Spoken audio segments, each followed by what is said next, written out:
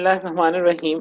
बेटा ये 301 का मैं अब स्टार्ट करने जा रहा हूँ। ठीक है, कल हमने यहाँ तक बात डिस्कस कर ली थी। आज हम डाटा स्ट्रक्चर के बारे में थोड़ा सा देखेंगे और जो एरे डाटा स्ट्रक्चर है ना हमारे पास, वो उसको सिर्फ हम देखेंगे इसलिए चूंकि आपने प्रोग्रामिंग में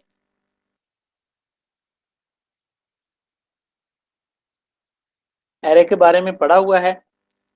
उस वक्त उसने एरे को आपने एरे समझ के पढ़ा था, और आज हम एरे को एज अ पहला डाटा स्ट्रक्चर जो है ना वो पढ़ेंगे, ताकि हमें डाटा स्ट्रक्चर की समझ आए कि डाटा स्ट्रक्चर की फिलॉसफी क्या होती है और हम इसके ऊपर किस तरह से काम करते हैं। ये डाटा स्ट्रक्चर करने की कॉस्ट ये है और बेनिफिट्स आपके पास ये हैं। आप उन तमाम बेनिफिट्स को और उसकी प्राइस को जो है ना वो एवेल्युएट करोगे। प्राइस क्या होती है, कॉस्ट क्या होती है? कंप्यूटर के रिसोर्सेज और टाइम होते हैं कि जी ये डाटा स्ट्रक्चर जो है जब 10,000 लोगों के डाटा को प्रोसेस करता है तो ये मेमोरी में से 10,000 बाइट्स लेता है। लेकिन एज कंपेयर टू जब मैं किसी दूसरे डाटा स्ट्रक्चर के अंदर जाता हूं तो उस वक्त ये मेरा काम जो है वो जल्दी हो जाता है और कम स्पेस में हो जाता है। That is efficiency. ये वो एनालिसिस होता है जो एक डाटा स्ट्रक्चर का स्पेशलिस्ट बंदा जो है वो करता है, और उसकी बुनियाद के ऊपर वो फिर ये डिसीजन जो है ना वो मेक करता है। और अगर आपने एक प्रोग्राम बना दिया, वो काम कर रहा है लेकिन वो एफिशिएंटली काम नहीं कर रहा, तो आपका क्लाइंट जो है वो प्रोग्राम आपसे नहीं खरीदेगा। तो एज अ प्रोग्रामर ये आपने ये सोचना है कि मैं एक ऐसा प्रोग्राम डिजाइन करूं with the help of suitable data structure कि जो एफिशिएंटली मेरी टास्क को और मेरे क्लाइंट की गिवन टास्क को अचीव करे। ये इसकी असल जो है वो फिलॉसफी है। जी बात समझ में आई जी आपको?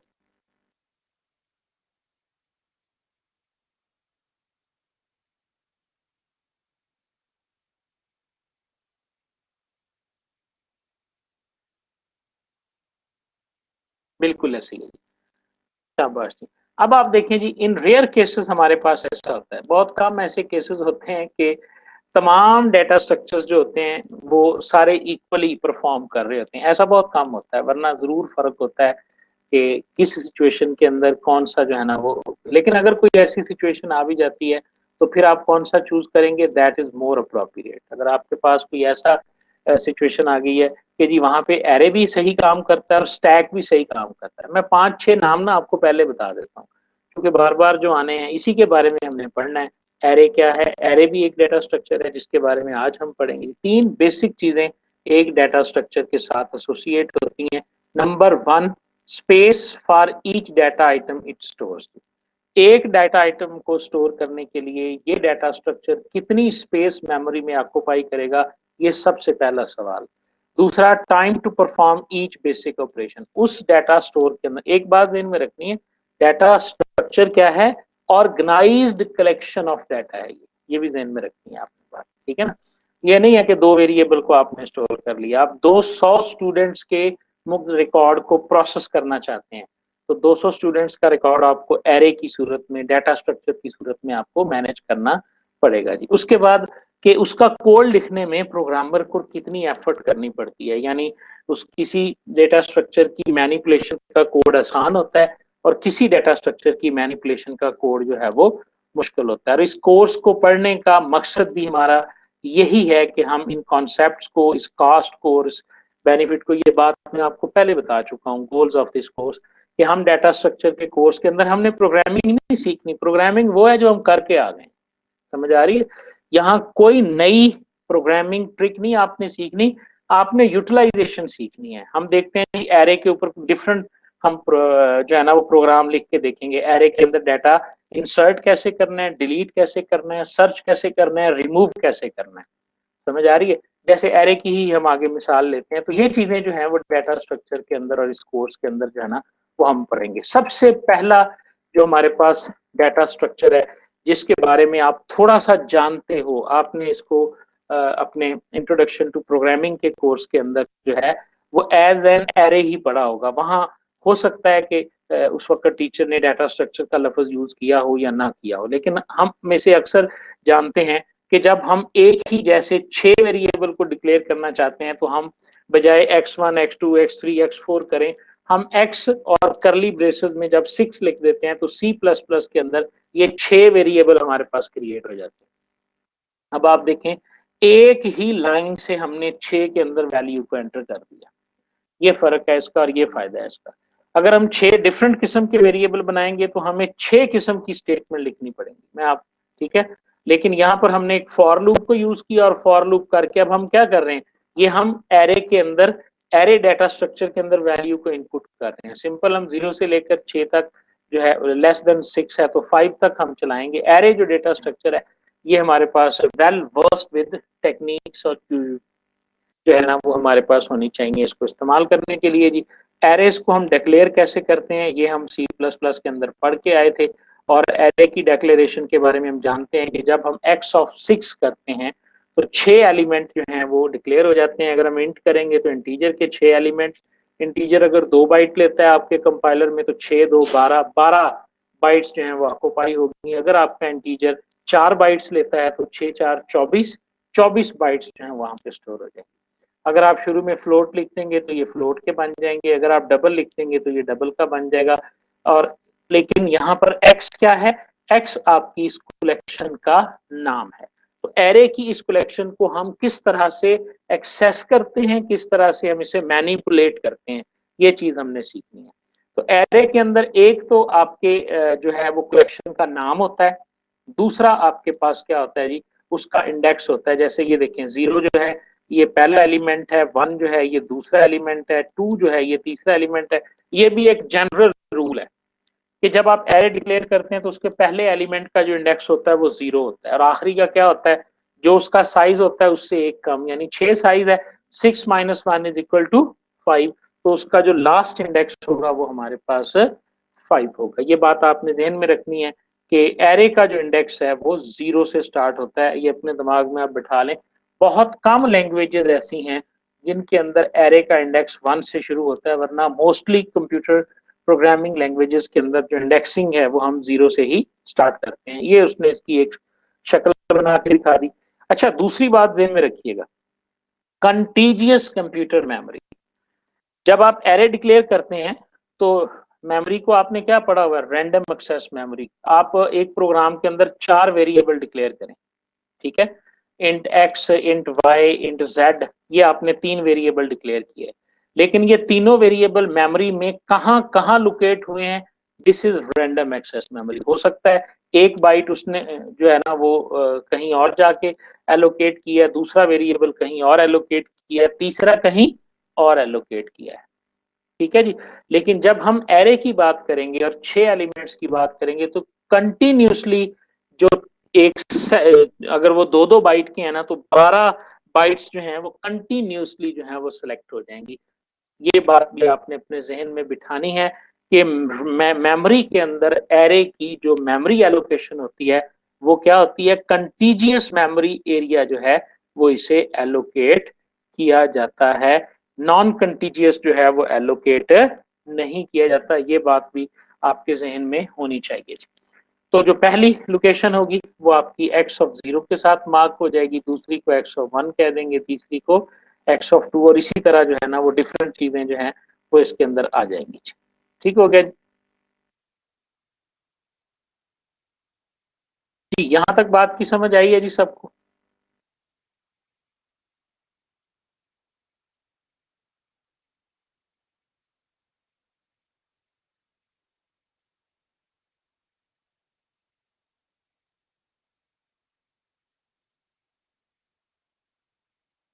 ठीक हो गया जी। नेक्स्ट देखिए अब हमारे पास, जब आपने एरे को डिक्लेयर किया होता है तो उसके नाम को आप एक्स को आप अलहदा से यूज नहीं कर सकते, यानी एल वैल्यू वेरिएबल आप नहीं बना सकते। एल वैल्यू वेरिएबल क्या होता है जी? एक प्रोग्रामिंग लैंग्वेज के अंदर जब आप b इज इक्वल टू 2 लिखते हो ना तो इसमें जो असाइनमेंट ऑपरेटर के लेफ्ट साइड पे लिखा जाता है ये एल वैल्यू वेरिएबल कहलाता है, ठीक है? और जो राइट साइड पे लिखा जाता है, चाहे वो एक वैल्यू हो चाहे वो एक्सप्रेशन हो, वो आर वैल्यू कहलाता है। ठीक हो गया? तो हम ये पढ़ के आए हैं कि हम variable b is equal to 2 C की असाइनमेंट में हमने क्या पढ़ा है? b वेरिएबल है, 2 हम इसको असाइन कर रहे हैं। जब हम लिख रहे हैं a is equal to b तो b एक वेरिएबल है और b की वैल्यू हम a वेरिएबल को असाइन कर रहे हैं। यहाँ b जो है ये l वैल्यू वेरिएबल है और जो सॉरी a जो है ये l वैल्यू है और b जो है ये आपके पास राइट वैल्यू है। तो लेकिन जब आपने इंट एक्स किसी एरे के साथ एसोसिएट कर दिया, जिस तरह आप ये देखें कि हमने किया हुआ int X is equal to 6, तो अब अकेले एक्स को हम कोई चीज अलाउड नहीं कर सकते, ये गलत है। ये जो असाइनमेंट है नॉट अलाउड इसके आगे लिखा हुआ है। तो इसका मतलब क्या हुआ कि एरे नेम को या जो हमारा एरे का जो हमारे पास कलेक्शन का नाम होता है उसको as a L value variable हम यूज नहीं कर सकते। ठीक है जी। और इसी तरह हम ये तीनों किस्म का, चाहे प्लस करके करें चाहे एड्रेस करके करें, सिंपल बात ये है, on the left hand side अगर आपने एक्स को एज एन एरे डिक्लेयर किया है तो on the left hand side अकेला एक्स नहीं आ सकता, जब भी आएगा वो अपने किसी इंडेक्स के साथ आएगा। ठीक है। आप इस एरे में एक्स ऑफ 0 को कोई वैल्यू असाइन करना चाहते हैं, एक्स ऑफ 1 को असाइन करना चाहते हैं, एक्स ऑफ, और इसी तरह अगर आप कोई ऐसा एलिमेंट दे देते हैं जो आउट ऑफ बाउंड हो जाता है, ये बात भी आपने ध्यान में रखनी है। ठीक है कि एक तो हमने इसको एल वैल्यू के तौर पे यूज नहीं कर सकते, और दूसरा जो है वो हम इसके आउट ऑफ बाउंड भी नहीं जाना हमने, ये बात भी आपने अपने जहन में बिठा लेनी है।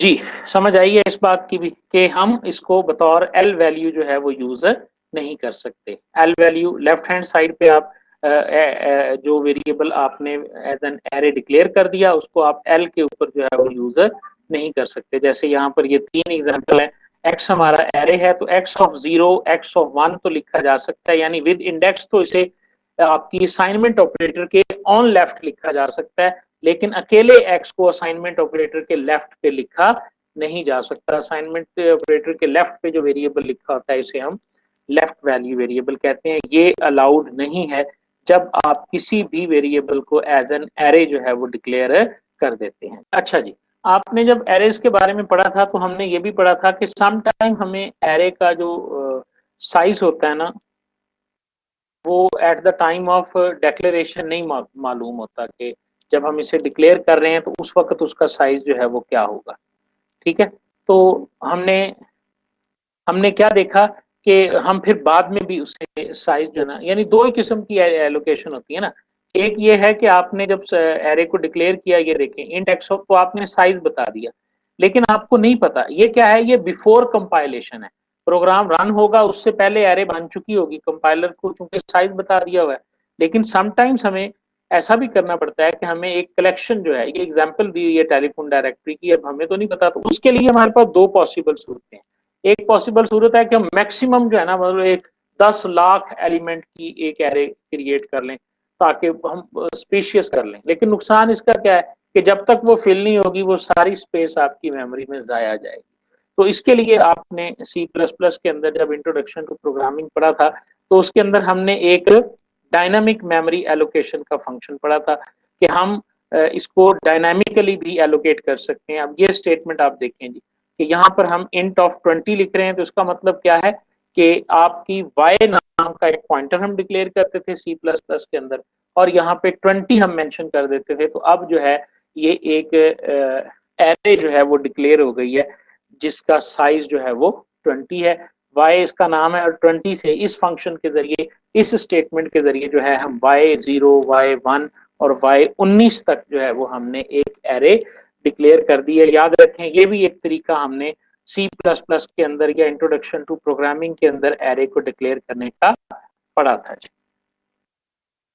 अब अगर हम देखें तो ये y जो है ये एक नॉर्मल वेरिएबल नहीं है, बल्कि सी प्लस प्लस के अंदर हम ये चीज पढ़ चुके थे कि ये हमारे पास एक पॉइंटर वेरिएबल है। तो जब पॉइंटर वेरिएबल है तो अब ये स्टेटमेंट लिखी जा सकती है।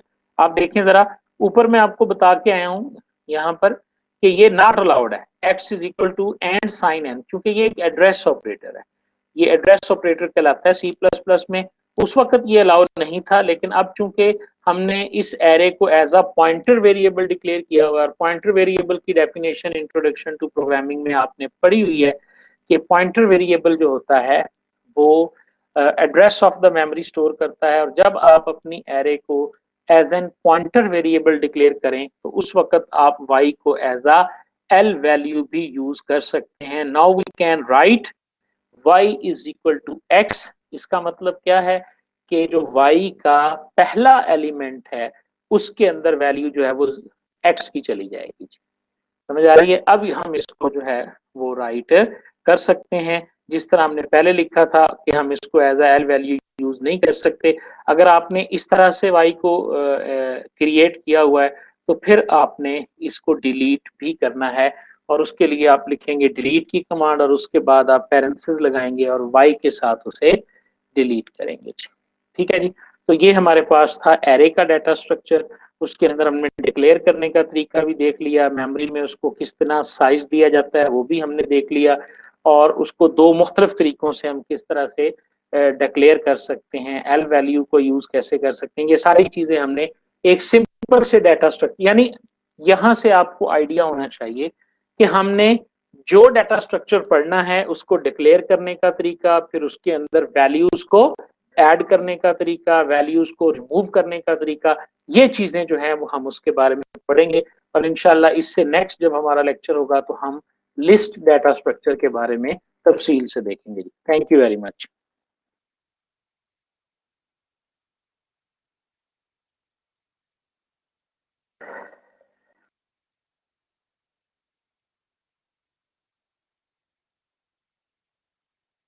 जी, आपका कोई क्वेश्चन है इसके बारे में तो बेटा आप पूछ सकते हैं जी। ठीक है जी। यहाँ तक हमने इसको देख लिया है जी, मजीद अब इंशाल्लाह कल पढ़ेंगे जी, नेक्स्ट जब भी हमारा लेक्चर होगा।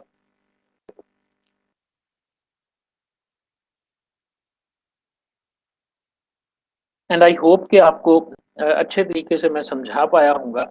कोशिश तो मैंने पूरी की है।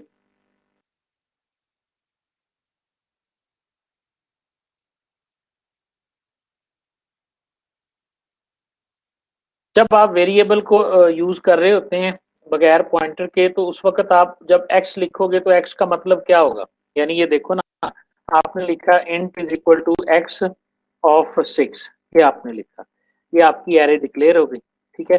अब जब आप x इज इक्वल टू 13 लिखोगे तो इससे क्या मुराद है, x नाम का तो वेरिएबल है ही नहीं, x ऑफ 0 नाम की पहली लोकेशन है। ठीक है।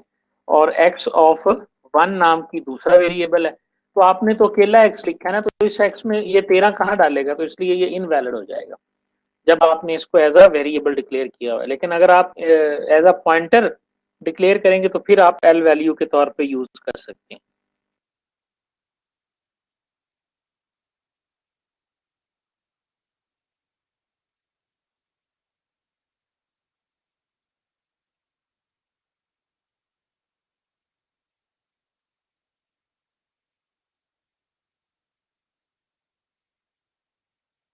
ये वाला लेक्चर अभी नहीं है, ये आज रात को मैं कर दूंगा।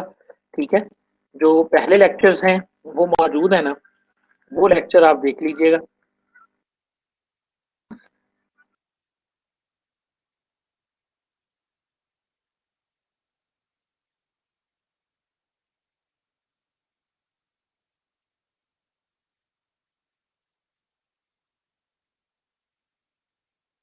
ये फर्स्ट लेक्चर का लिंक है, जो ये भी आपने ज़रूर सुनना है जी।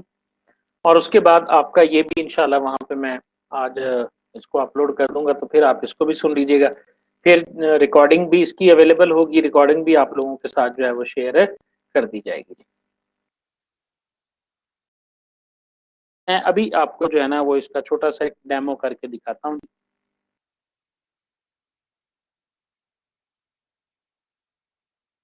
जी, मैं ज़रा स्क्रीन आपके साथ दोबारा शेयर करता हूँ जी। पहले मैंने सिर्फ ये देखें जी, अभी आपके सामने स्क्रीन आ जाएगी। ये अब मेरी पूरी डेस्कटॉप आपके सामने जो है ना वो आ गई है जी। ठीक है जी। ये देखें जी, अब मैं यहाँ पर प्रोग्राम, ये मेरा एडिटर ओपन हो गया डेव सी प्लस प्लस का, यहाँ मैं एक प्रोग्राम लिखता हूँ। ठीक है। ये मैंने बॉडी स्टार्ट की इसकी और इस बॉडी के अंदर मैंने सी आउट कर दिया और यहाँ पे लिख दिया this is our first C program. ये मैंने इसके अंदर मैसेज को प्रिंट करवाया। हर स्टेटमेंट को जो है वो हम सेमी कॉलन से जो है ना वो एंड करते हैं। इस तरह करके मैंने इसको रखा, सेव का बटन दबाया, कोई नाम हम इसका रख देते हैं जी, फर्स्ट ट्राई, और उसको मैं सेव भी कर देता हूँ। अब ये फाइल मेरी कहाँ सेव हुई है, ये फाइल मेरी हार्ड डिस्क के ऊपर जाके जो है वो सेव हो गई है। ठीक है, ये फाइल मेरी हार्ड डिस्क के ऊपर जाके सेव हो गई है। अब आप देखें कि मैं इसको कंपाइल करूंगा, ये एग्जीक्यूट का मेरे पास मेन्यू है, इसके अंदर कंपाइल की ऑप्शन भी है, रन की ऑप्शन भी है। इसको कंपाइल करने से पहले मुझे इंक्लूड करना पड़ेगा फाइल को, क्योंकि मैं सी आउट को यूज कर रहा हूँ, तो सी आउट का फंक्शन जो है वो आईओ स्ट्रिंग डॉट एच के अंदर जो है ना वो मौजूद होता है। एच मीन्स हेडर फाइल, ये वो हेडर फाइल है जिस हेडर फाइल के अंदर जो है वो सी आउट का फंक्शन पड़ा हुआ है। अब मेरी ये सिर्फ एक लाइन का कोड है।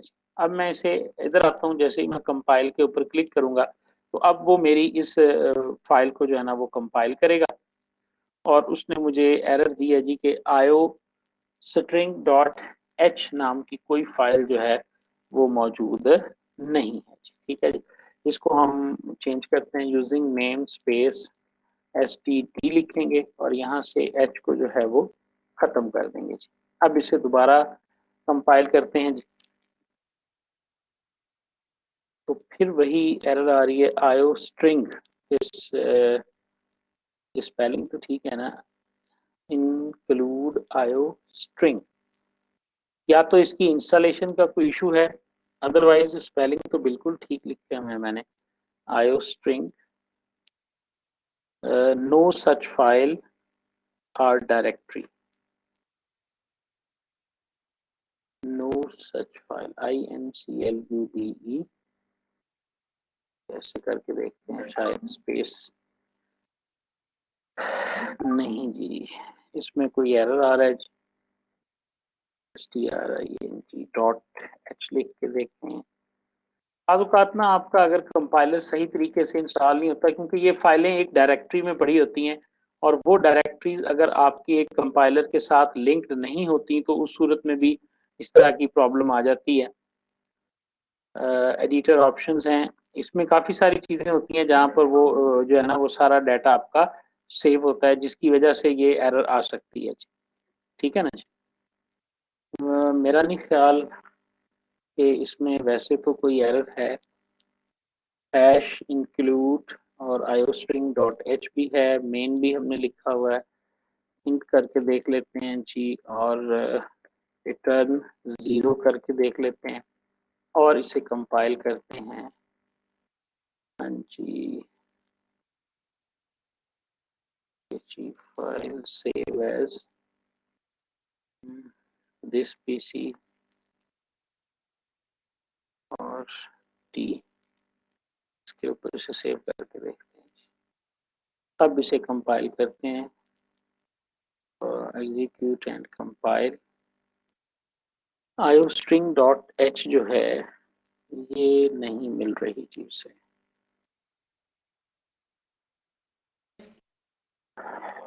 चलें जी, ये अब यहाँ पे रुक गया है, तो इसमें स्पेस है जी, ओ कैपिटल तो नहीं, नहीं नहीं, कैपिटल कुछ भी नहीं है, सिंपल आयो स्ट्रिंग है। ये देखें, मैं आपको दिखाता हूँ यहाँ पे, मैं इसको ना ऑनलाइन चला के दिखाता हूँ जी आपको। ये देखें, सी आउट हेडर फाइल एग्जाम्पल, हम देखते हैं यहाँ पे, ये हमें ले गया गुरु 99 के ऊपर। ये कंपाइलर चूंकि मैंने बहुत पुराना इंस्टॉल किया हुआ था डेव सी प्लस प्लस का, तो उसकी वजह से भी कोई ना कोई एरर हो सकती है ऐसा। ये देखें जी, आईओ स्ट्रीम ही लिखा हुआ है, इंक्लूड है और आईओ स्ट्रीम है, सही है, सही, IO stream, stream, IO string नहीं है, आईओ स्ट्रीम है। और ये हमारे पास आ गया जी यूजिंग नेम स्पेस एसटीडी। लें, अब हमारी फाइल जो है ये कंपाइल होगी। आईओ स्ट्रीम था, आईओ स्ट्रिंग नहीं था। आप देखें जी, आपकी फाइल जो है ये कंपाइल हो चुकी है। ठीक है जी, अब आप जरा देखें, ये कंपाइल हो गई, एरर 0, वार्निंग 0, आउटपुट फाइल का नाम उसने दिया है बाकायदा, ये फाइल उसने आपकी ऑब्जेक्ट कोड के तौर पे बना दी है।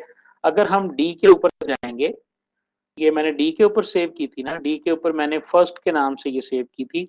तो अब आप देखें कि एक फाइल तो ये मेरी कोडिंग वाली फाइल पड़ी है जो सोर्स फाइल है, और एक कंपाइल होने के बाद ये मेरी एक एप्लीकेशन फाइल जो है ना वो बन गई है। हालांकि कोडिंग फाइल मेरी 1 KB की थी, लेकिन जो मेरी एग्जीक्यूटेबल फाइल बनी है ये 1877 KB की ये मेरी फाइल बनी है। ये असल में वो फर्क है जो मैं आपको दिखाना चाहता था। जो चीज मैं आपको यहाँ पे कंपाइल करके और ये चीजें जो मैं आपको दिखाना चाह रहा था ना, वो असल में ये थी। ठीक है ना, कि इसने पहले क्या किया है कि इस फाइल को लिंक किया है, और जो सी आउट वाला या आईओ स्ट्रीम वाला जो कोड था, वो सारा कोड जो है वो इसने इसके अंदर शामिल किया, और उसके बाद इस फाइल को जो है वो उसने कंपाइल किया। इसीलिए इसकी आउटपुट फाइल का साइज जो है आप देखें 1.8 MB यानी 1.1870 KB जो है वो बन गया है। यहाँ से आपको इसके रोल का पता चल गया होगा, जो मैं समझाना चाह रहा था कि लिंकर हमारे पास क्या होता है और डिबगर हमारे पास क्या होता है। अब जब हम इसको रन करेंगे ना, समझ आ रही है ना, अब मैं जब इसे रन करूंगा तो अब उस डायग्राम को देखें। अब आपके पास डिस्क के अंदर एक एप्लीकेशन फाइल मौजूद है और अब आप इसे रन करना चाहते हैं, तो लोडर क्या करेगा, डिस्क पर पड़ी हुई उस फाइल को लोड करेगा प्राइमरी मेमोरी के अंदर। क्योंकि जब भी किसी फाइल ने रन होना होता है तो वो हार्ड डिस्क से मूव करती है पहले मेमोरी के अंदर, और मेमोरी से फिर प्रोसेसर जो है वो उसे एग्जीक्यूट करना शुरू करता है। इस बात की आपको बड़े अच्छे तरीके से समझ आनी चाहिए। यानी जितना जो कॉन्सेप्ट समझाने के लिए मैंने ये सारा तरद्दुद किया है, इसको रिकम्पाइल किया और इसको करके देखा, ये बात आपकी समझ में आनी चाहिए कि लिंकर का रोल कहाँ पे है, लोडर का रोल कहाँ पे है, और कंपाइलर का जो रोल है वो कहाँ पे। अब आप जरा कंपाइलर को दोबारा हम देख लेते हैं। अब हम इसे रन करते हैं। पहले तो रन करेंगे तो हमें आउटपुट स्क्रीन के ऊपर जो है रन करें जी, तो this is first our first C program की एक लाइन जो है वो लिखी हुई नजर आ जाएगी। ठीक है, अब मैं ये सेमी कॉलन इसमें से खत्म कर देता हूँ और इसे दोबारा कंपाइल करता हूँ। तो ये देखें मुझे उसने एरर दी है क्योंकि मैंने सिंटैक्स को वायलेट किया है। सिंटैक्स इसका क्या है कि हर स्टेटमेंट के आखिर के ऊपर जो है वो कंपाइलर वाली सॉरी सेमी कॉलन होना चाहिए, जिसे हम स्टेटमेंट डेलीमीटर भी कहते हैं। ठीक है, तो स्टेटमेंट डेलीमीटर जब मौजूद नहीं था तो कंपाइलर ने कोई यहाँ पर नहीं बताया कि मैंने नई फाइल जनरेट कर दी है। अब दोबारा कंपाइल करें तो वो आपको सक्सेसफुली कंपाइल करके फाइल का नाम भी बताएगा कि 2.30 सेकंड के अंदर मैंने एक नई फाइल जो है वो जनरेट कर दी है। क्यों जी, इस बात का मुकम्मल कॉन्सेप्ट आपकी समझ में आया है?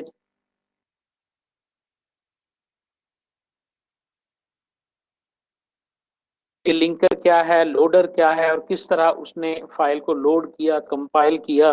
डेव सी प्लस प्लस के अंदर किस तरह हमें वो एक एरर मिली। तो ये सारी चीजें जो है ना वो आपकी समझ में आनी चाहिए। एक सी प्रोग्राम जब हम लिखेंगे तो बेसिक जो हमारा स्ट्रक्चर बना, ये 2 स्टेटमेंट्स हम ऊपर लिखेंगे और ये होगा, और उसके बाद ये वाला, ये हमारा मेजर स्ट्रक्चर होगा। बाकी सारी बॉडी हमारी यहाँ पर मौजूद होगी जो 1 बाय 1 करके जो है वो हम समझेंगे। ठीक है जी, ये हमारा आज का लेक्चर था। वो टेक्निकल वजूहात की वजह से थोड़ा लेट हो गया, मतलब लेट स्टार्ट हुआ, लेकिन इतनी प्रैक्टिस आप करके देखिएगा। डेव सी प्लस प्लस को अपने LMS में से डाउनलोड करके आपने इंस्टॉल कर लेना है जी। ठीक है, और उसके बाद फिर आपने जो है ना वो ये कंपाइल और रन करके आपने देखना है जी। जी, चैट विंडो में बता दें जी अगर मजीद आपका कोई सवाल है तो, अदरवाइज फिर इस सेशन को एंड करते हैं।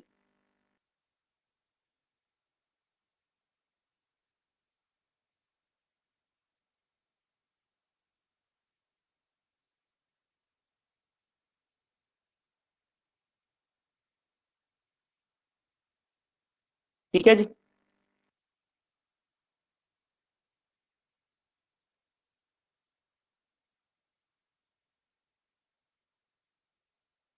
पेस्ट नहीं करता, आप इसे ऐसे करते हैं, लोड का लफ्ज ही यूज करें तो ज्यादा बेहतर है। नूरुल कमर साहब एक चीज सुनिए जरा, नूर आप के जो प्रोग्राम एग्जीक्यूट होता है ना उसका मेमोरी में होना जरूरी है। यानी प्रोसेसर जो होता है वो रैम से लिंक होता है, डिस्क से लिंक नहीं होता।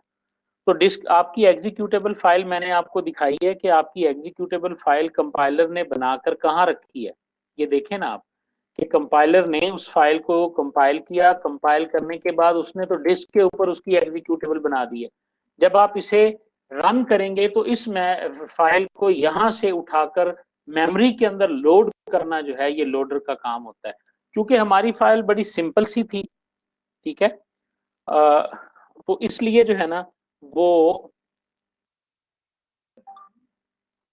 एक ही स्टेटमेंट थी, लेकिन जब जब बड़ी फाइलें होती हैं और बड़े प्रोग्राम्स होते हैं ना, उस वक़्त लोडर को ज़्यादा काम करना पड़ता है। सारा प्रोग्राम एक वक़्त में वो हार्ड डिस्क से मेमोरी में लोड नहीं करता, तो जितनी देर आपका प्रोग्राम एग्ज़ीक्यूट हो रहा होता है, लोडर मुसलसल काम कर रहा होता है, मुसलसल, ठीक है ना?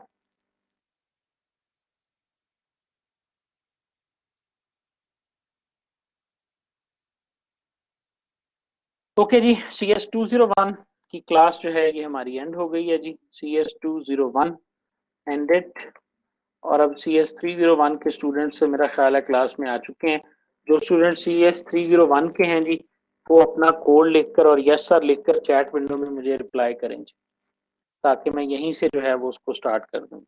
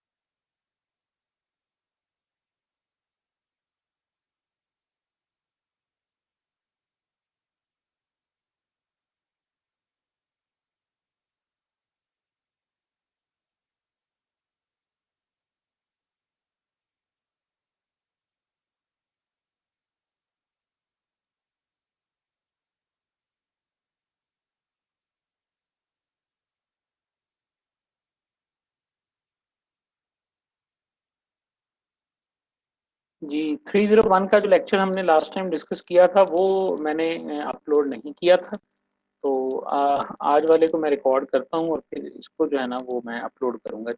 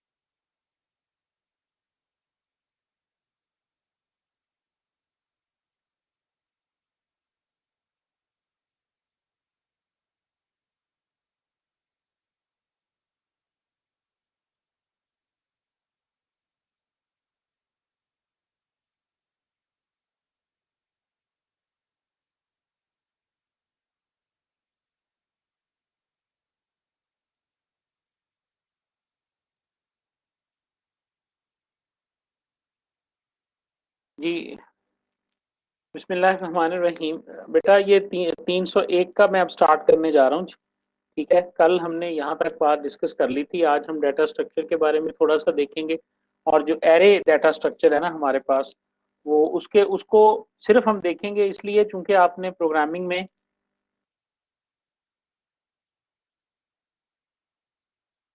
एरे के बारे में पढ़ा हुआ है। उस वक्त उसने एरे को आपने एरे समझ के पढ़ा था और आज हम एरे को एज अ पहला डाटा स्ट्रक्चर जो है ना वो पढ़ेंगे, ताकि हमें डाटा स्ट्रक्चर की समझ आए कि डाटा स्ट्रक्चर की फिलॉसफी क्या होती है और हम इसके ऊपर किस तरह से काम करते हैं।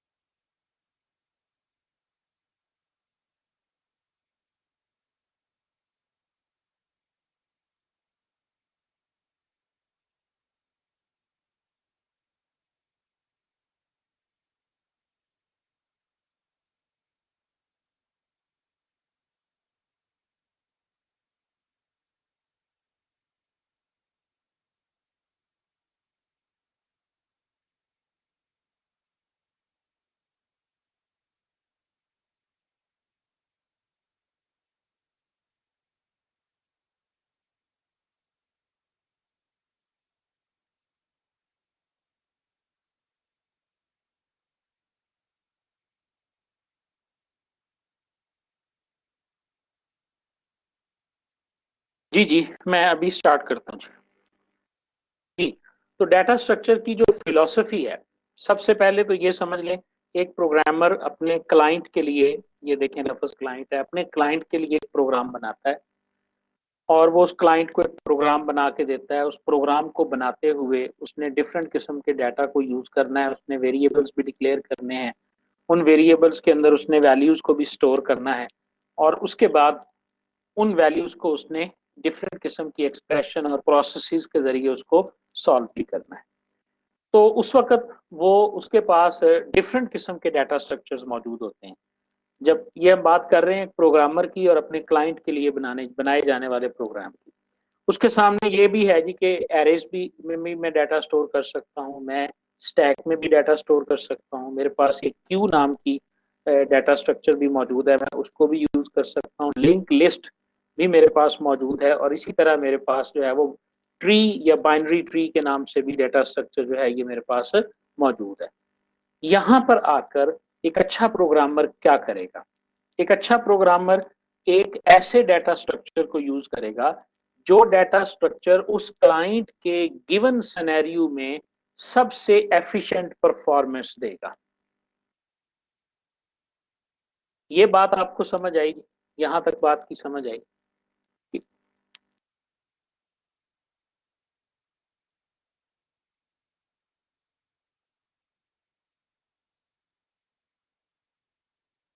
कि ठीक हो गया जी। अब वो जो एफिशिएंटली परफॉर्म करेगा उसको सेलेक्ट करना, ये इस वजह से हम ये कोर्स पढ़ रहे हैं कि हमें एज अ प्रोग्रामर डिसीजन करने में, सिलेक्शन करने में हमें आसानी हो जाए। तो जो भी आप डाटा स्ट्रक्चर सेलेक्ट करेंगे उसकी आपको कॉस्ट एंड बेनिफिट्स मिलेंगे। अब कैसे आप एनालिसिस कर सकते हैं कि जी 5 मेरे पास डाटा स्ट्रक्चर हैं, ये क्लाइंट का सिनेरियो है और मेरा ऑब्जेक्टिव क्या है? एफिशिएंसी मेरा ऑब्जेक्टिव है। ये बात ज़हन में रखिएगा। कंप्यूटर फास्टेस्ट डिवाइस ज़रूर है, लेकिन आज भी कंप्यूटर चीज़ों को प्रोसेस करने के लिए टाइम टेकन होता है।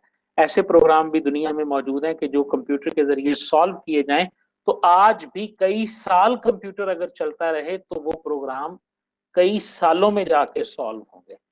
समझ आ रही है? ये आगे जाके एडवांस लेवल के टॉपिक्स होते हैं। इन्हें नॉन डिटरमिनिस्टिक प्रॉब्लम्स कहा जाता है। ठीक है? बहरहाल, तो आपको आपके पास कॉस्ट होंगी कि जी ये डाटा स्ट्रक्चर करने की कॉस्ट ये है और बेनिफिट्स आपके पास ये हैं। आप उन तमाम बेनिफिट्स को और उसकी प्राइस को जो है ना वो इवैल्यूएट करोगे। प्राइस क्या होती है? कॉस्ट क्या होती है? कंप्यूटर के रिसोर्सेज और टाइम होते हैं कि जी ये डाटा स्ट्रक्चर जो है जब 10,000 लोगों के डाटा को प्रोसेस करता है तो ये मेमोरी में से 10,000 बाइट्स लेता है। लेकिन एज कंपेयर टू जब मैं किसी दूसरे डाटा स्ट्रक्चर के अंदर जाता हूँ तो उस वक्त ये मेरा काम जो है वो जल्दी हो जाता है और कम स्पेस में हो जाता है। That is efficiency. ये वो एनालिसिस होता है जो एक डाटा स्ट्रक्चर का स्पेशलिस्ट बंदा जो है वो करता है और उसकी बुनियाद के ऊपर वो फिर ये डिसीजन जो है ना वो मेक करता है। और अगर आपने एक प्रोग्राम बना दिया, वो काम कर रहा है लेकिन वो एफिशिएंटली काम नहीं कर रहा, तो आपका क्लाइंट जो है वो प्रोग्राम आपसे नहीं खरीदेगा। तो एज अ प्रोग्रामर ये आपने ये सोचना है कि मैं एक ऐसा प्रोग्राम डिजाइन करूं with the help of suitable data structure कि जो एफिशिएंटली मेरी टास्क को और मेरे क्लाइंट की गिवन टास्क को अचीव करे। ये इसकी असल जो है वो फिलॉसफी है। जी, बात समझ में आई जी आपको?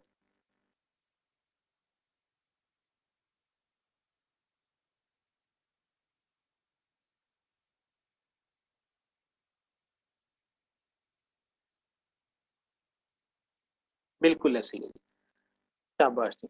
अब आप देखें जी, इन रेयर केसेस हमारे पास ऐसा होता है, बहुत कम ऐसे केसेस होते हैं कि तमाम डेटा स्ट्रक्चर्स जो होते हैं वो सारे इक्वली परफॉर्म कर रहे होते हैं। ऐसा बहुत कम होता है, वरना जरूर फर्क होता है कि किस सिचुएशन के अंदर कौन सा जो है ना वो। लेकिन अगर कोई ऐसी सिचुएशन आ भी जाती है तो फिर आप कौन सा चूज करेंगे, दैट इज मोर अप्रोप्रिएट। अगर आपके पास कोई ऐसा सिचुएशन आ गई है कि जी वहां पे एरे भी सही काम करता है और स्टैक भी सही काम करता है, मैं 5-6 नाम ना आपको पहले बता देता हूँ क्योंकि बार बार जो आने हैं इसी के बारे में हमने पढ़ना है। एरे क्या है? एरे भी एक डेटा स्ट्रक्चर है जिसके बारे में आज हम पढ़ेंगे। 3 बेसिक चीजें एक डेटा स्ट्रक्चर के साथ एसोसिएट होती हैं। Number 1, space for each data item it stores. एक डाटा आइटम को स्टोर करने के लिए ये डाटा स्ट्रक्चर कितनी स्पेस मेमोरी में ऑक्यूपाई करेगा, ये सबसे पहला सवाल। दूसरा, time to perform each basic operation. उस डाटा स्टोर के अंदर एक बात ध्यान में रखनी है, डाटा स्ट्रक्चर क्या है? ऑर्गेनाइज्ड कलेक्शन ऑफ डाटा है। ये भी ध्यान में रखनी है आपकी बात, ठीक है ना? ये नहीं है कि 2 वेरिएबल को आपने स्टोर कर लिया, आप 200 स्टूडेंट्स के मुक्त रिकॉर्ड को प्रोसेस करना चाहते हैं तो 200 स्टूडेंट्स का रिकॉर्ड आपको एरे की सूरत में, डाटा स्ट्रक्चर की सूरत में आपको मैनेज करना पड़ेगा जी। उसके बाद कि उसका कोड लिखने में प्रोग्रामर को कितनी एफर्ट करनी पड़ती है, यानी उस किसी डेटा स्ट्रक्चर की मैनिपुलेशन का कोड आसान होता है और किसी डेटा स्ट्रक्चर की मैनिपुलेशन का कोड जो है वो मुश्किल होता है। और इस कोर्स को पढ़ने का मकसद भी हमारा यही है कि हम इन कॉन्सेप्ट्स को, इस कास्ट को, इस बेनिफिट को, ये बात मैं आपको पहले बता चुका हूँ गोल्स ऑफ दिस कोर्स, कि हम डाटा स्ट्रक्चर के कोर्स के अंदर हमने प्रोग्रामिंग नहीं सीखनी। प्रोग्रामिंग वो है जो हम करके आ गए। समझ आ रही है? यहाँ कोई नई प्रोग्रामिंग ट्रिक नहीं आपने सीखनी, आपने यूटिलाइजेशन सीखनी है। हम देखते हैं एरे के ऊपर डिफरेंट हम जो है ना वो प्रोग्राम लिख के देखेंगे। एरे के अंदर डाटा इंसर्ट कैसे करना है, डिलीट कैसे करना है, सर्च कैसे करना है, रिमूव कैसे करना है। समझ आ रही है? जैसे एरे की ही हम आगे मिसाल लेते हैं, तो ये चीजें जो है वो डाटा स्ट्रक्चर के अंदर और इस कोर्स के अंदर जो है ना वो हम पढ़ेंगे। सबसे पहला जो हमारे पास डाटा स्ट्रक्चर है जिसके बारे में आप थोड़ा सा जानते हो, आपने इसको अपने इंट्रोडक्शन टू प्रोग्रामिंग के कोर्स के अंदर जो है वो एज एन एरे ही पढ़ा होगा। वहां हो सकता है कि उस वक्त टीचर ने डाटा स्ट्रक्चर का लफ्ज यूज किया हो या ना किया हो, लेकिन हम में से अक्सर जानते हैं कि जब हम एक ही जैसे 6 वेरिएबल को डिक्लेयर करना चाहते हैं तो हम बजाय x1 x2 x3 x4 करें, हम x और करली ब्रेसेस में जब 6 लिख देते हैं तो C++ के अंदर ये 6 वेरिएबल हमारे पास क्रिएट हो जाते हैं। अब आप देखें, एक ही लाइन से हमने 6 के अंदर वैल्यू को एंटर कर दिया। ये फर्क है इसका और ये फायदा है इसका। अगर हम 6 डिफरेंट किस्म के वेरिएबल बनाएंगे तो हमें 6 किस्म की स्टेटमेंट लिखनी पड़ेगी। मैं आप ठीक है, लेकिन यहाँ पर हमने एक फॉर लूप को यूज किया और फॉर लूप करके अब हम क्या कर रहे हैं, ये हम एरे के अंदर, एरे डाटा स्ट्रक्चर के अंदर वैल्यू को इनपुट कर रहे हैं। सिंपल, हम 0 से लेकर 6 तक जो है लेस देन 6 है तो 5 तक हम चलाएंगे। एरे जो डेटा स्ट्रक्चर है ये हमारे पास वेल वर्स्ड विद टेक्निक्स और जो है ना वो हमारे पास होनी चाहिए इसको इस्तेमाल करने के लिए जी। एरेस को हम डिक्लेयर कैसे करते हैं ये हम C++ के अंदर पढ़ के आए थे। और एरे की डिक्लेरेशन के बारे में हम जानते हैं कि जब हम x ऑफ 6 करते हैं तो 6 एलिमेंट जो हैं वो डिक्लेयर हो जाते हैं। अगर हम इंट करेंगे तो इंटीजर के 6 एलिमेंट, इंटीजर अगर 2 बाइट लेता है आपके कंपाइलर में तो 6 2 12 12 बाइट्स जो हैं वो ऑक्यूपाई होगी। अगर आपका इंटीजर 4 बाइट्स लेता है तो 6 4 24 24 बाइट्स जो है वहां पे स्टोर हो जाएंगे। अगर आप शुरू में फ्लोट लिख देंगे तो ये फ्लोट के बन जाएंगे, अगर आप डबल लिख देंगे तो ये डबल का बन जाएगा। और लेकिन यहाँ पर x क्या है? x आपकी इस कलेक्शन का नाम है। तो एरे की इस कलेक्शन को हम किस तरह से एक्सेस करते हैं, किस तरह से हम इसे मैनिपुलेट करते हैं, ये चीज हमने सीखनी है। तो एरे के अंदर एक तो आपके जो है वो कलेक्शन का नाम होता है, दूसरा आपके पास क्या होता है जी, उसका इंडेक्स होता है। जैसे ये देखें 0 जो है ये पहला एलिमेंट है, 1 जो है ये दूसरा एलिमेंट है, 2 जो है ये तीसरा एलिमेंट है। ये भी एक जनरल रूल है कि जब आप एरे डिक्लेयर करते हैं तो उसके पहले एलिमेंट का जो इंडेक्स होता है वो 0 होता है और आखिरी का क्या होता है, जो उसका साइज होता है उससे एक कम, यानी 6 साइज है, 6 माइनस 1 इज इक्वल टू 5, तो उसका जो लास्ट इंडेक्स होगा वो हमारे पास 5 होगा। ये बात आपने ध्यान में रखनी है कि एरे का जो इंडेक्स है वो 0 से स्टार्ट होता है, ये अपने दिमाग में आप बिठा लें। बहुत कम लैंग्वेजेस ऐसी हैं जिनके अंदर एरे का इंडेक्स 1 से शुरू होता है, वरना मोस्टली कंप्यूटर प्रोग्रामिंग लैंग्वेजेस के अंदर जो इंडेक्सिंग है वो हम 0 से ही स्टार्ट करते हैं। ये उसने इसकी एक शक्ल बना के दिखा दी। अच्छा, दूसरी बात ध्यान में रखिएगा, कंटीजियस कंप्यूटर मेमोरी। जब आप एरे डिक्लेयर करते हैं तो मेमोरी को आपने क्या पढ़ा हुआ है, रैंडम एक्सेस मेमोरी। आप एक प्रोग्राम के अंदर 4 वेरिएबल डिक्लेयर करें, ठीक है, int X, int Y, int Z, ये आपने 3 वेरिएबल डिक्लेयर किए, लेकिन ये तीनों वेरिएबल मेमोरी में कहां कहां लोकेट हुए हैं, this is random access memory. हो सकता है एक बाइट उसने जो है ना वो कहीं और जाके एलोकेट किया, दूसरा वेरिएबल कहीं और एलोकेट किया, तीसरा कहीं और एलोकेट किया है, ठीक है जी। लेकिन जब हम एरे की बात करेंगे और 6 एलिमेंट्स की बात करेंगे तो कंटिन्यूसली जो एक अगर वो 2-2 बाइट के हैं ना तो 12 बाइट्स जो हैं वो कंटिन्यूसली जो है वो सिलेक्ट हो जाएंगी। ये बात भी आपने अपने जहन में बिठानी है कि मेमोरी के अंदर एरे की जो मेमोरी एलोकेशन होती है वो क्या होती है, कंटीजियस मेमोरी एरिया जो है वो इसे एलोकेट किया जाता है, नॉन कंटीजियस जो है वो एलोकेट नहीं किया जाता। ये बात भी आपके जहन में होनी चाहिए। तो जो पहली लोकेशन होगी वो आपकी एक्स ऑफ 0 के साथ मार्क हो जाएगी, दूसरी को एक्स ऑफ 1 कह देंगे, तीसरी को एक्स ऑफ 2, और इसी तरह जो है ना वो डिफरेंट चीजें जो हैं वो इसके अंदर आ जाएंगी। ठीक हो गया जी, यहाँ तक बात की समझ आई है जी सबको?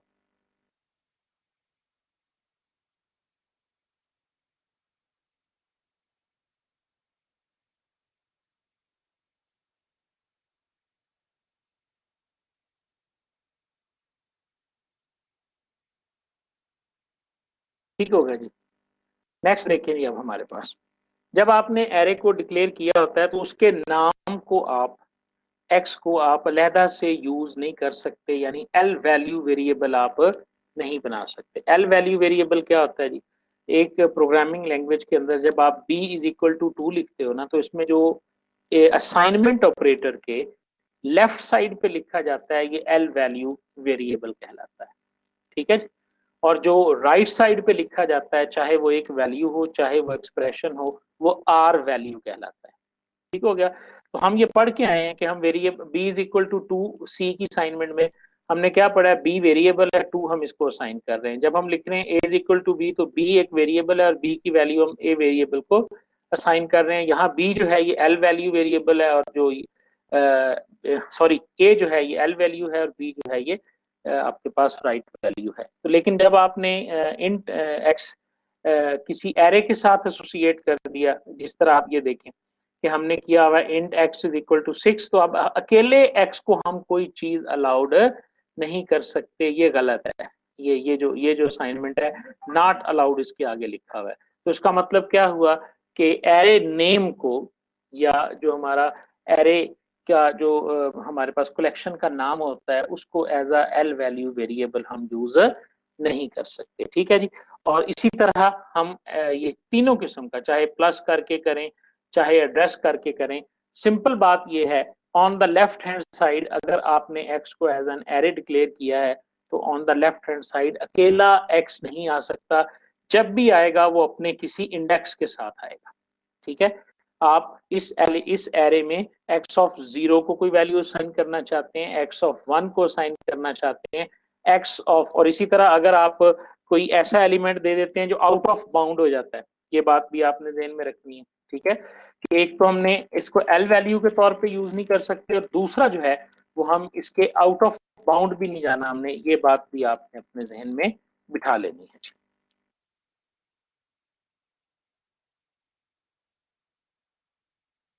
जी, समझ आई है इस बात की भी कि हम इसको बतौर एल वैल्यू जो है वो यूज नहीं कर सकते। L value left hand side पे आप जो वेरिएबल आपने एज एन एरे डिक्लेयर कर दिया उसको आप एल के ऊपर जो है वो यूजर नहीं कर सकते। जैसे यहाँ पर ये 3 एग्जांपल है। एक्स हमारा एरे है तो एक्स ऑफ 0 एक्स ऑफ 1 तो लिखा जा सकता है, यानी विद इंडेक्स, तो इसे आपकी असाइनमेंट ऑपरेटर के ऑन लेफ्ट लिखा जा सकता है, लेकिन अकेले एक्स को असाइनमेंट ऑपरेटर के लेफ्ट पे लिखा नहीं जा सकता। असाइनमेंट ऑपरेटर के लेफ्ट पे जो वेरिएबल लिखा होता है इसे हम लेफ्ट वैल्यू वेरिएबल कहते हैं। ये अलाउड नहीं है जब आप किसी भी वेरिएबल को एज एन एरे जो है वो डिक्लेयर कर देते हैं। ओके जी।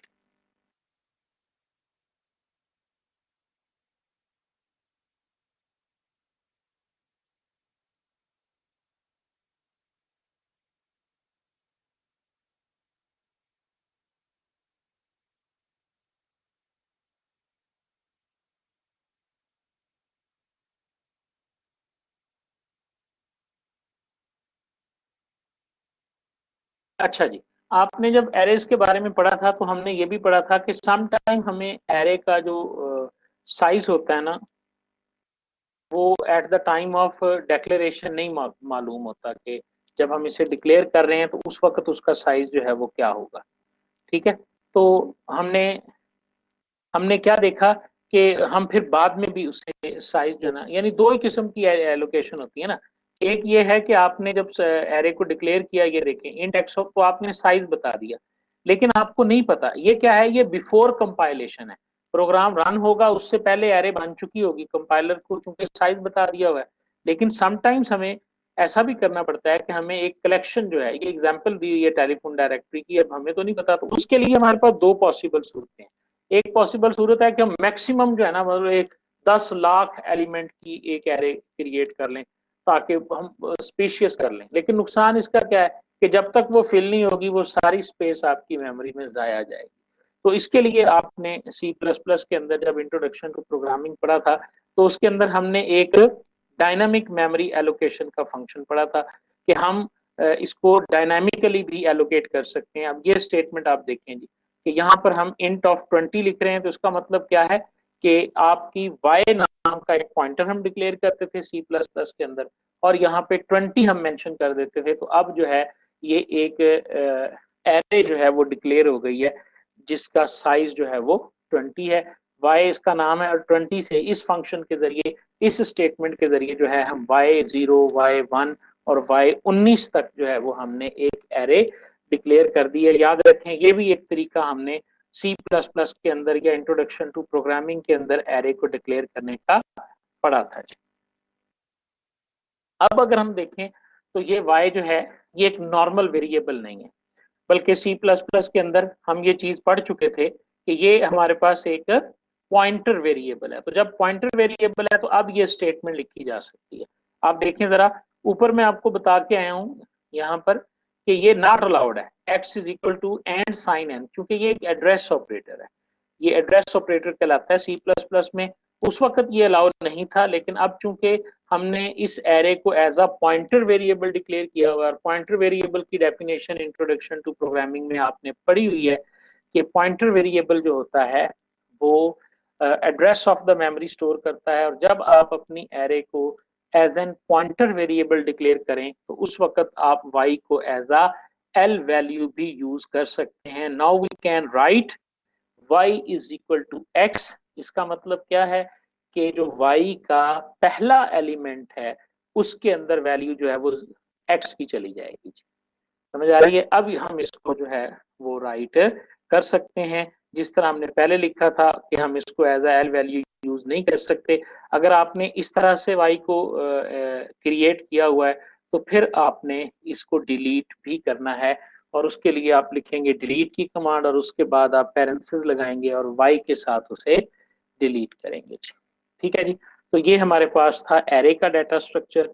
उसके अंदर हमने डिक्लेयर करने का तरीका भी देख लिया, मेमोरी में उसको किस तरह साइज दिया जाता है वो भी हमने देख लिया, और उसको दो मुख्तलिफ तरीकों से हम किस तरह से डिक्लेयर कर सकते हैं, एल वैल्यू को यूज कैसे कर सकते हैं। ये सारी चीजें हमने एक सिंपल से डाटा स्ट्रक्चर, यानी यहाँ से आपको आइडिया होना चाहिए कि हमने जो डाटा स्ट्रक्चर पढ़ना है उसको डिक्लेयर करने का तरीका, फिर उसके अंदर वैल्यूज को ऐड करने का तरीका, वैल्यूज को रिमूव करने का तरीका, ये चीजें जो है वो हम उसके बारे में पढ़ेंगे। और इंशाल्लाह इससे नेक्स्ट जब हमारा लेक्चर होगा तो हम लिस्ट डाटा स्ट्रक्चर के बारे में तफसील से देखेंगे। Thank you very much.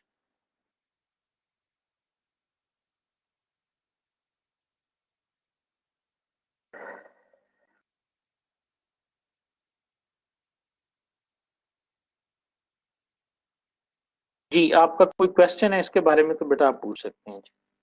ठीक है जी, यहाँ तक हमने इसको देख लिया जी। मजीद अब इंशाल्लाह कल पढ़ेंगे जी, नेक्स्ट जब भी हमारा लेक्चर होगा।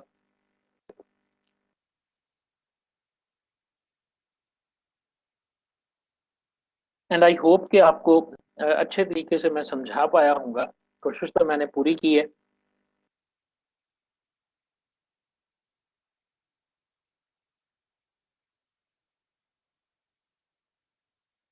जब आप वेरिएबल को यूज कर रहे होते हैं बगैर पॉइंटर के, तो उस वक्त आप जब एक्स लिखोगे तो एक्स का मतलब क्या होगा?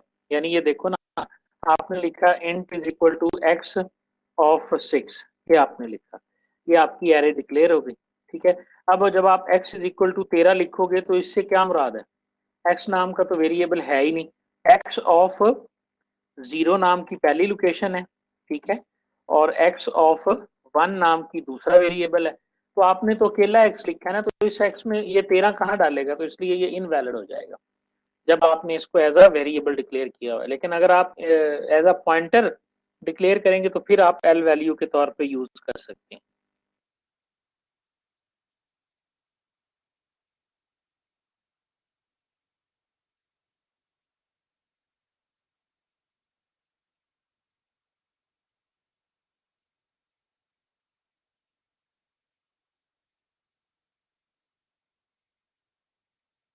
ये वाला लेक्चर अभी नहीं है, ये आज रात को मैं कर दूंगा।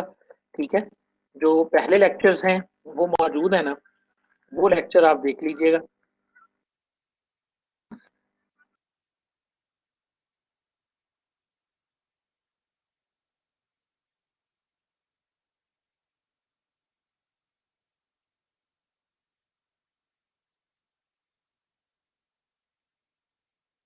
ये फर्स्ट लेक्चर का लिंक है, जो ये भी आपने ज़रूर सुनना है जी। और उसके बाद आपका ये भी इंशाल्लाह वहाँ पे मैं आज इसको अपलोड कर दूंगा, तो फिर आप इसको भी सुन लीजिएगा। फिर रिकॉर्डिंग भी इसकी अवेलेबल होगी, रिकॉर्डिंग भी आप लोगों के साथ जो है वो शेयर कर दी जाएगी।